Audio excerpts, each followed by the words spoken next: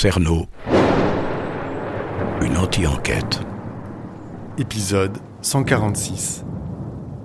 Paris, 3e arrondissement, c'est le soir. Alors qu'est-ce que je fais ici ? J'ai reçu un message de Françoise, qui a connu Paulin à l'époque où il faisait son service militaire. Alors Françoise a contacté son amie Martine, qui donc, je vous le rappelle, a été la colocataire de Paulin. Françoise a demandé à Martine où se situait leur colocation. Et c'est là où je me trouve. C'est pas vrai. Non. Comme s'il allait me tuer. La vie, elle est dégueulasse et tout ça, mais bon, c'est des gens qui savent pas vivre, c'est tout. Il est beau, mon Jésus, il est beau, puis les gens. Ich heiße Thorsten Bolleck. Torture, coup de ciseaux, strangulation, étouffement par sac plastique, absorption de liquide vaisselle. C'est des gens qui savent pas vivre, c'est tout. Thierry Collard. Vous voyez la vie comme une route ? On les appelait les roux-doudous. C'est pas moi. Il faut continuer votre chemin. Bonjour Anne-Marie, c'est Julien. Cerno. On ne sait pas qui il était finalement. 3, 2, 1. Eh bien, Martine et Thierry Paulin vivaient rue Béranger, dans le 3e. J'ai fait une recherche pour savoir si la rue Béranger apparaissait dans le dossier que m'a confié le commissaire Laitier. Et effectivement, j'ai retrouvé une carte d'identité de Thierry Paulin qui date du printemps 1984.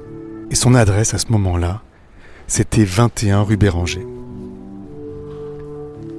Donc ça me laisse penser que si au printemps 1984, il a fait une carte d'identité, ça veut dire qu'il y a de fortes chances, à mon avis, qu'il ait déjà habité là en décembre 1983.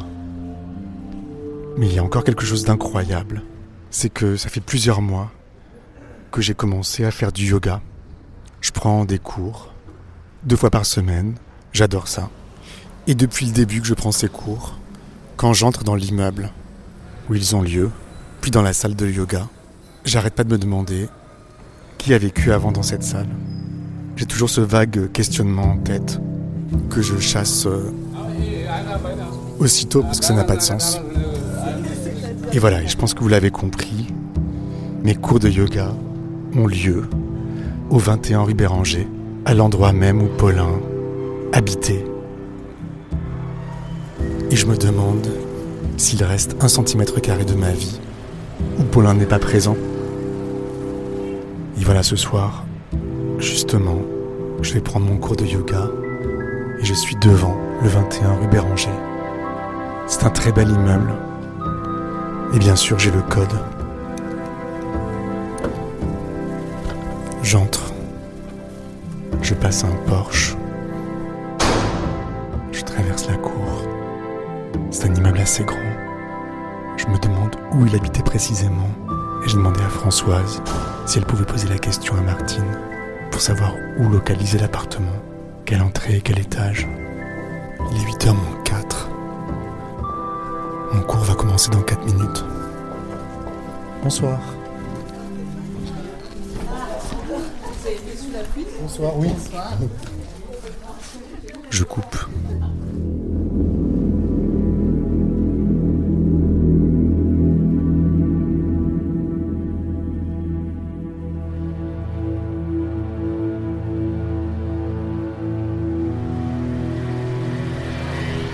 « 3, 2, 1. Paris, samedi après-midi.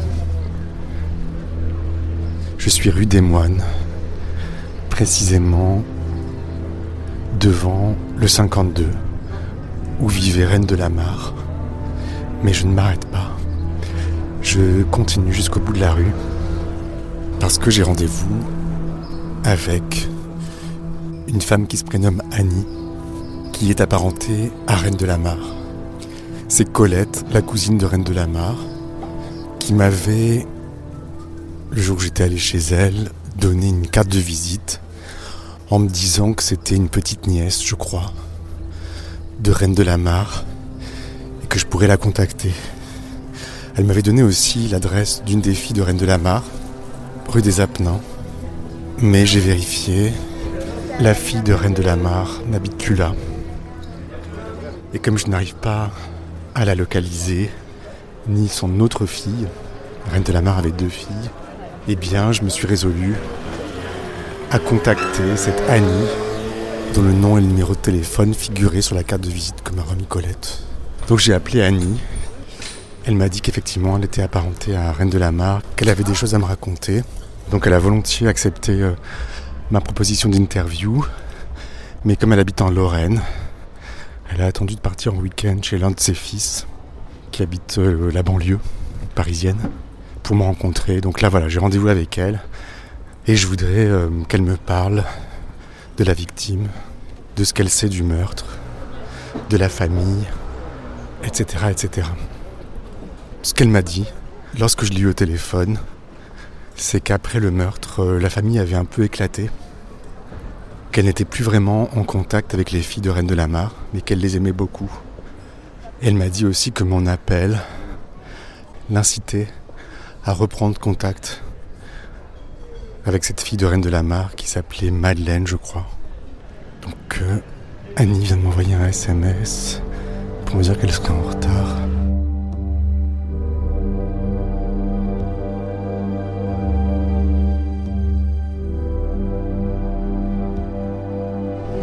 Alors je me suis attablé à la terrasse d'un café à l'angle de la rue Truffaut et la rue des Moines. Et j'attends Annie.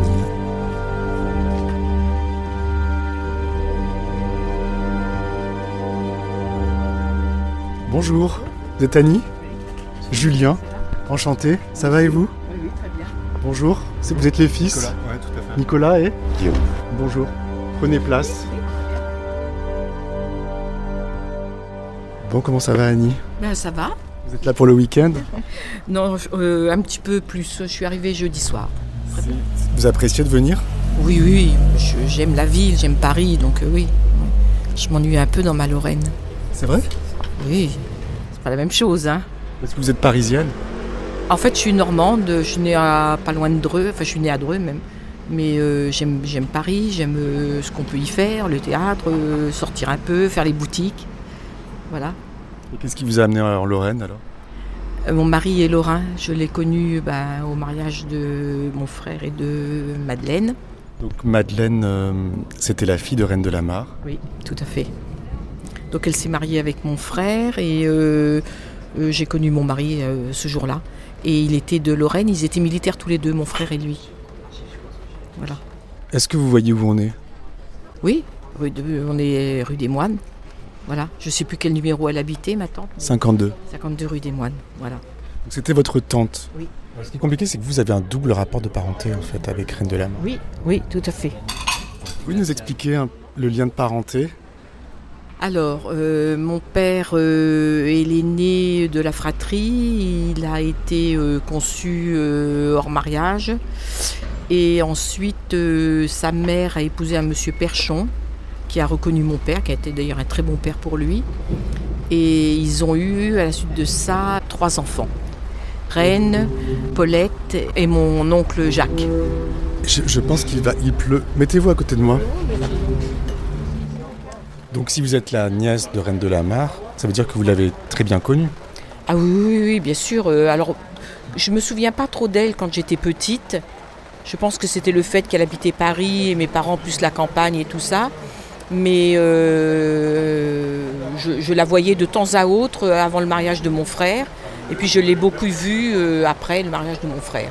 Donc ils se sont mariés en 74, elle est morte en 83, donc il y a bien 9 ans où je l'ai vraiment bien côtoyée, quoi. Ils se recevaient, on se voyait. Alors on se voyait déjà avant, mais pour les communions, pour des choses comme ça, les enterrements, mais on ne se voyait pas, c'était pas une relation comme par exemple avec mon oncle Jacques ou ma tante Paulette. Elle était aussi un peu spéciale. Hein. Ouais, il y a un gros orage. Ouais, il y a un gros orage.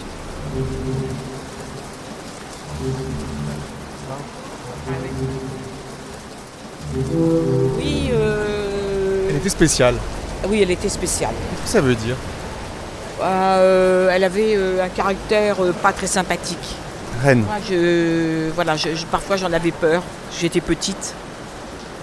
Elle était, c'est une femme assez forte, avec un visage assez ingrat comme ça.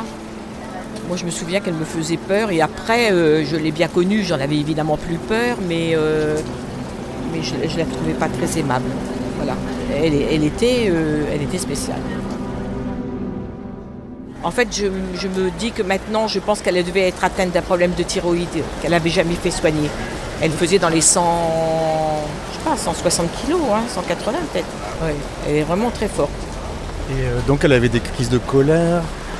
Par exemple, le jour du mariage. Quel mariage? De mon frère et de sa fille, ma sœur a fait une remarque. Ah, alors attendez, votre frère et Madeleine. Madeleine, c'est la fille de Reine de la Mare. Oui. Il s'est marié avec sa cousine Germaine, oui. Et qui s'est marié? Mon frère. Ça vous semble incohérent, mais c'est comme ça. Non, mais oui, non, ça y est, j'ai compris. Nous aussi. Je sais pas pourquoi j'arrive pas à comprendre. Fait tout ce que j'ai pu pour essayer de casser le mariage, parce que ça me plaisait pas du tout. Il se marie avec une cousine? Ah non. Après, il y a eu des problèmes, plein de choses. Ils n'ont pas pu avoir d'enfants, ils ont supposé que ça venait de là. Enfin bon, voilà. Et puis Reine, comme je vous ai dit, qui était une femme quand même extrêmement difficile et tout. Donc je pense que c'était pas la bonne chose à faire pour mon frère. Je pense qu'il n'a pas... Voilà. Madeleine est quelqu'un de bien, quelqu'un de très gentil, très effacé par rapport à sa mère.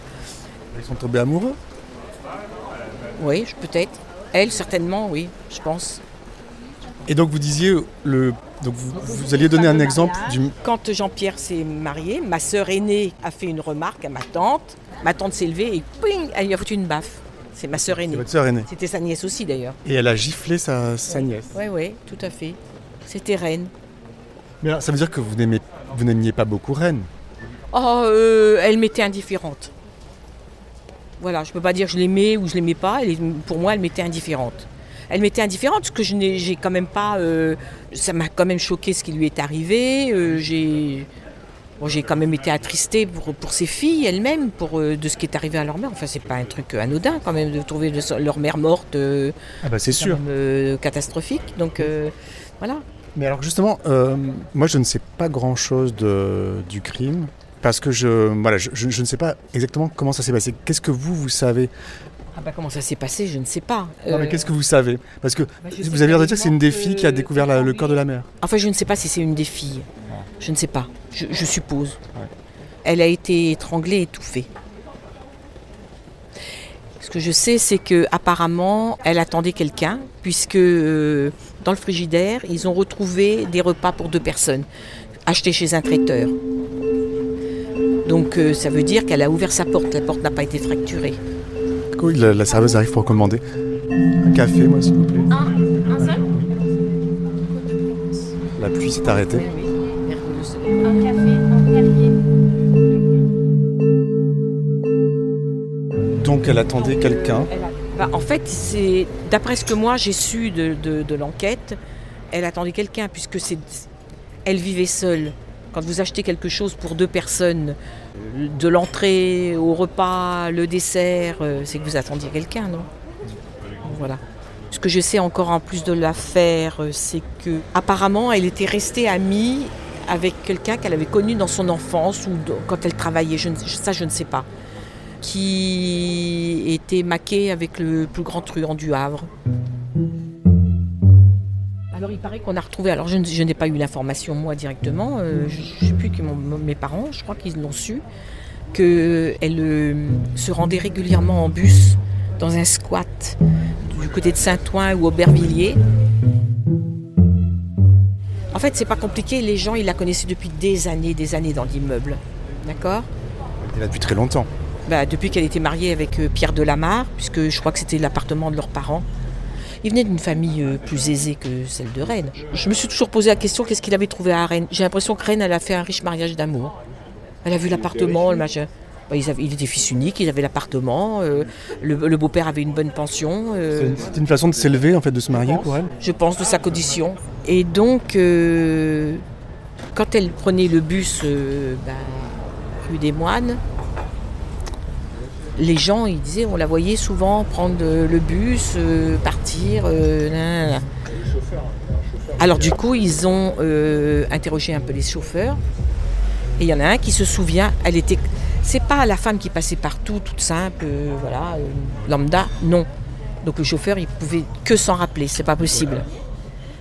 le chauffeur de bus a dit, moi je me souviens de l'avoir déposée. D'ailleurs, je me demandais ce que cette femme faisait dans ce squat. Je m'inquiétais de savoir ce qu'elle allait devenir. Et en fait, une heure plus tard, parce que je sais pas, il repassait par Clichy, je sais pas où exactement son trajet.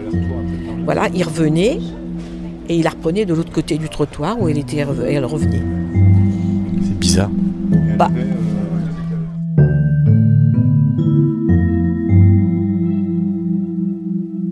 Hein ? Elle ressortait avec un sac ou un truc comme ça. Avec un sac, comme si elle allait faire ses courses et tout. Et puis en fait, voilà. Comme si elle était toxicomane.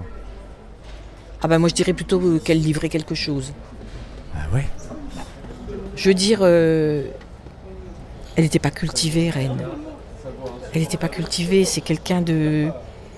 J'ai du mal à trouver mes mots, je veux dire quelqu'un qui n'était pas franchement instruite. Voilà, c'est pas quelqu'un de cultivé ni d'instruite. J'ai du mal à comprendre la relation que ce couple-là avait avec elle. Quel couple ?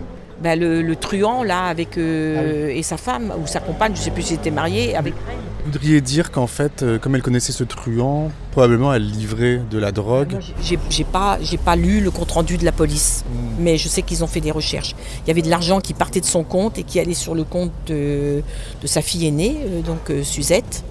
Et Suzette pensait que c'était de l'argent que sa mère faisait pour les aider. En fait, elle a jamais travaillé, je crois. Et lui, il était... je me souviens plus, mais je sais qu'il était contrôleur. Vous voulez dire que, a priori, elle roulait pas sur l'or ? Je pense que l'appartement lui appartenait, certes, mais je vois pas ce qu'elle faisait avec de l'argent ou comment elle pouvait aider les enfants. Je ne comprends pas. Son gendre, son autre gendre, parlons de lui. Qui était policier. Qui était policier. Vous avez entendu parler des policiers véreux ? Ben voilà, je pense que c'en est. Un ripou. Un ripou. Voilà, on va dire ça comme ça. C'est ce que je pense. J'ai pas de preuves et c'est pas écrit, c'est mon point de vue personnel.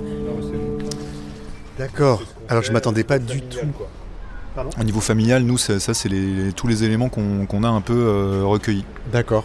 Parce qu'en fait, alors moi ce que je savais de Reine de la Mare, ce qui ressort si vous voulez des interrogatoires, c'est que les gens disaient qu'elle était très entourée, qu'elle était très méfiante, qu'elle n'ouvrait pas facilement la porte aux inconnus. C'est vrai ça ? C'est vrai. Oui, c'est vrai. Oui, c'est vrai. C'est pour ça que je vous dis, elle attendait quelqu'un, elle n'est pas morte comme ça. Hein. Alors, elle a eu au téléphone, donc, seulement quelques heures avant son meurtre, elle a eu une amie au téléphone qui devait passer quelques jours chez elle les jours suivants. Ça doit être la même amie, je pense. Ouais. C'est ça, peut-être, qui était au Havre. Elle dit notamment que Reine lui aurait dit « J'ai peur en ce moment, il faudrait que je te dise pourquoi, mais pas par téléphone. » Je ne suis pas au courant de ça. Mais qui elle a invité ? Qui ?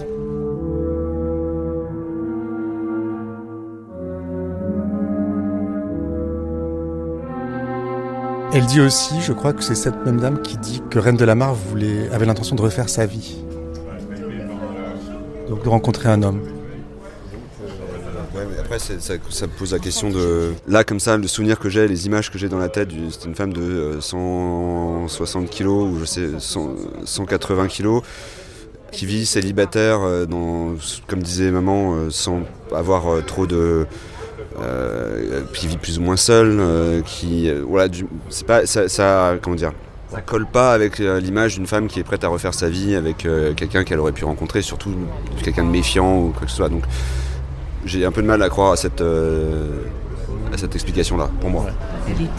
Elle venait chez mes parents, moi je voulais pas m'asseoir à côté d'elle. Mes parents, lui mettaient 2 chaises. Non mais c'est vrai, ça me faisait peur. Hein. Elle s'asseyait sur 2 chaises. Et moi j'avais toujours peur qu'elle me prenne le morceau de ma chaise puis qu'elle me coince. Je ne voulais pas m'asseoir à côté d'elle. Je me souviens de ça, je devais avoir 9-10 ans à cette époque-là. Elle venait chez mes parents et elle prenait 2 chaises pour s'asseoir. Elle était quand même... C'est quelqu'un qui, par exemple, quand il y avait des travaux à une certaine époque, on mettait des planches dans la rue.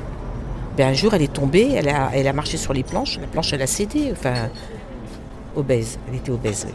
Et c'est vrai que la reine elle a toujours eu faim, elle bouffait, et voilà, elle descendait au marché, elle remontait, elle prenait 1 kilo de banane, elle remontait dans son étage, même son mari disait elle remonte, il n'y a même plus une banane, elle s'arrêtait à chaque panier pour manger.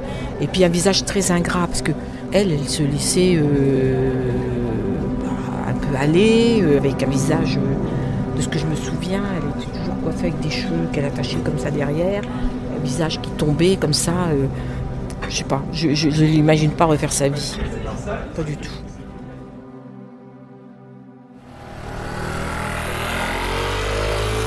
On parlait du quartier, Annie. Ça veut dire que vous êtes déjà allée chez Reine de la Mare? Bien sûr. Oui, c'était un tout petit appartement. Je me souviens, l'appartement, s'il faisait à tout casser 50 mètres carrés, c'est tout ce qu'il faisait. C'était à quel étage? Je me souviens, mais il y avait beaucoup d'étages. Je me demande si c'était pas le 5e ou le 6e étage. Ça me semblait, à chaque fois pour monter, il n'y avait pas d'ascenseur. Hein. J'ai le code, si vous voulez, on peut le monter. C'est vrai? Mais il est vendu l'appartement. Oui, mais oui, que vous me montriez les lieux si vous voulez. Oui, si vous voulez, oui, on ira. Oui. C'est à côté. Hein. Vous, comment vous avez réagi quand vous avez appris le meurtre? La mort de Reine. On était tous complètement... moi, j'étais anéantie pour Madeleine parce que... Vous l'aimiez bien, Madeleine? Oui, je l'aime beaucoup. En plus, elle n'a pas eu une vie facile parce que quand elle est née... Reine ne pouvait pas s'en occuper, ça n'allait pas, je ne sais pas trop quoi. Et ils les ont mis... je vous ai parlé de mon oncle Jacques. Il était marié avec une dame qui s'appelait Robert, qui était ma marraine. Et ses grands-parents, à elle, ils ont élevé une bonne partie du temps, ils ont élevé Madeleine. C'est pas sa mère qui l'a élevée toute petite. On ne sait pas pourquoi. On ne sait pas pourquoi, mais je pense que... Voilà. En fait, au fond de moi, j'ai toujours eu le sentiment que Reine n'aimait pas Madeleine comme elle aimait Suzette. Suzette, c'était sa fille. Alors attendez, je reviens à l'appartement. Vous dites que c'était un petit appartement, mais donc ça veut dire qu'au départ, il y avait sa belle-mère qui vivait là, Reine, son mari et les 2 filles. Ils vivaient à 5. Non, parce que Madeleine n'a pas été élevée par elle quand même. Voilà. Peut-être que c'est à cause de leur problème de place. En fait, vous avez la belle-mère et la petite. Moi, je garde ma petite fille, puis je dis à la belle-mère, écoute, va dans une seigneuriale, mais ne reste pas là. Ou alors je lui dis, reste dans l'appartement, et moi, je prends un appartement. Enfin, je sais pas, mais je garde mon enfant. Madeleine, je pense qu'elle a toujours essayé de se faire aimer de sa mère. Je pense que son père l'aimait. Je pense que Madeleine a toujours essayé de se faire aimer de sa mère. Et tout ce qu'elle faisait, ça n'allait jamais de toute façon. Et je pense que... celle qui était plus gentille avec elle, c'était Madeleine. Mais bon, moi j'aimais bien Madeleine. Et donc comment vous avez réagi? Vous avez quand même eu de la peine, vous dites, pour Reine de la Mare? En fait, je me suis dit, comment elle a fait... Enfin, je ne comprenais pas comment cette femme qui était tellement... pas intéressante, de manière très... Pas jolie, grosse et tout. Je ne comprenais pas, pas d'argent. Pour moi, elle n'avait pas d'argent. Qui avait pu s'en prendre après elle? Qui?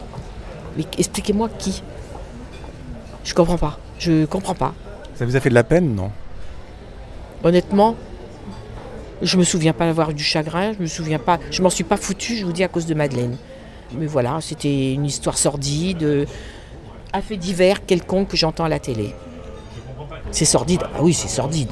Mais comme tout ce qui touche à cette branche de la famille, c'est vraiment le mot. Je trouve ça sordide. C'est le Paris poisseux des années 80, quoi.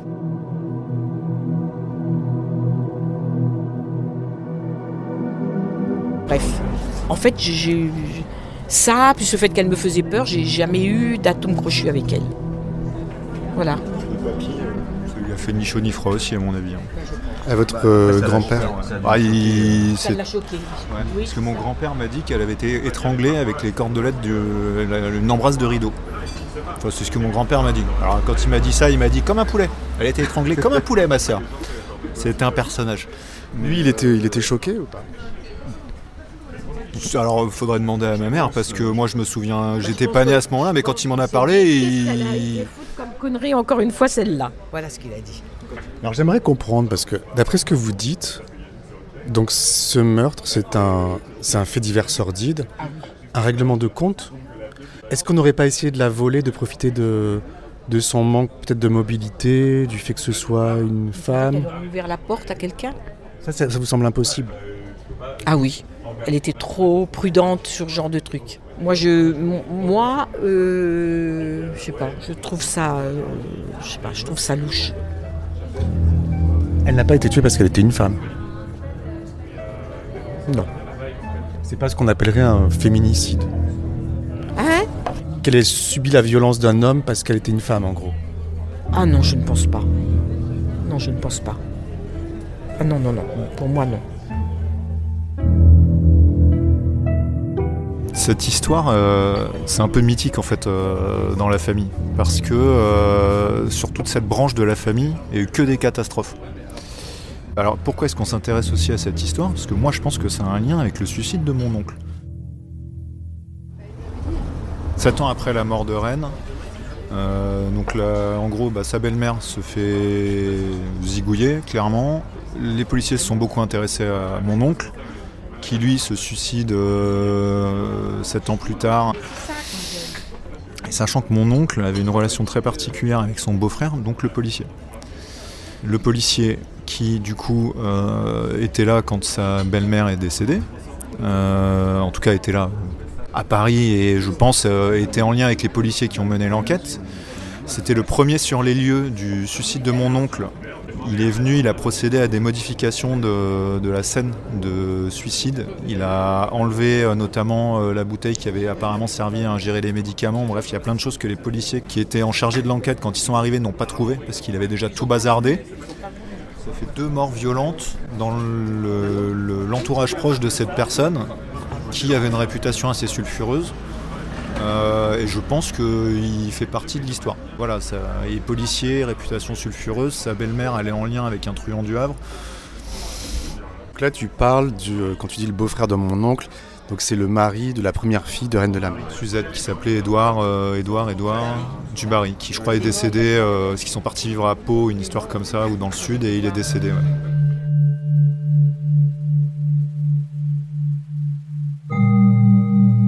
C'est horrible. Moi j'étais évidemment effondrée, je m'entendais bien avec mon frère. Je suis allée trouver les policiers, je leur ai dit mais attendez là c'est quoi ce bordel ? Il a rincé toutes les bouteilles et tout ça mais ça sert à rien. C'est flagrant, il s'est suicidé. C'est flagrant, il s'est suicidé. Ah effectivement on lui a trouvé des médicaments dans le sang et tout. Et les médicaments il les a ingérés lui-même. T'en sais rien putain, on n'en sait rien. On n'en sait rien.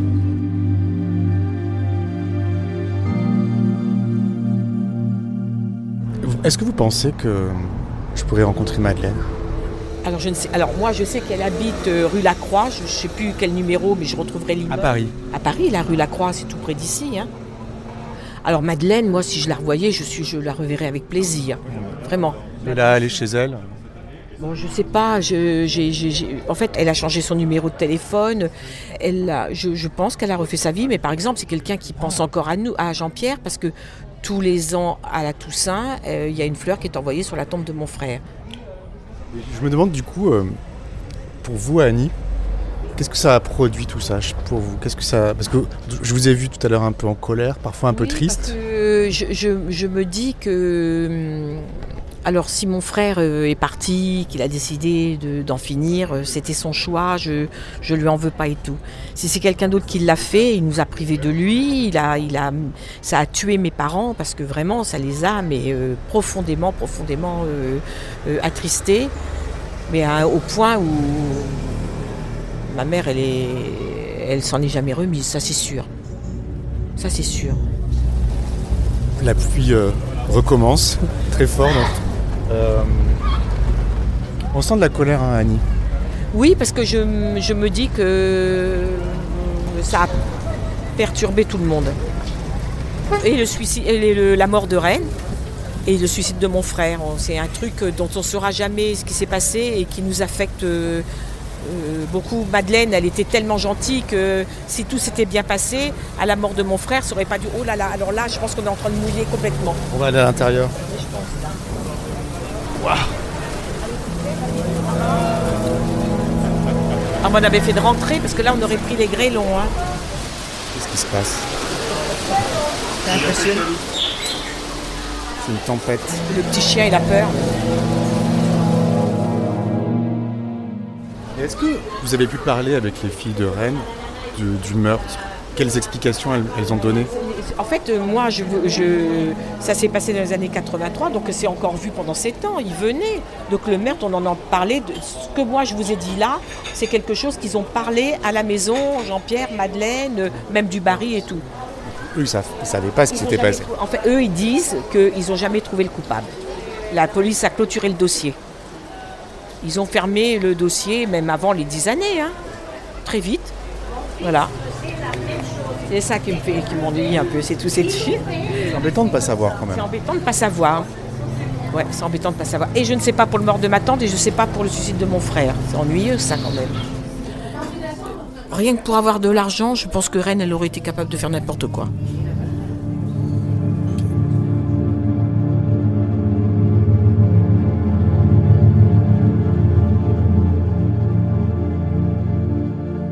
Est-ce que ça vous dit qu'on allait dans l'immeuble de Reine de la Mare? Oui. Il ne peut plus là. On y va? Oui, on y va.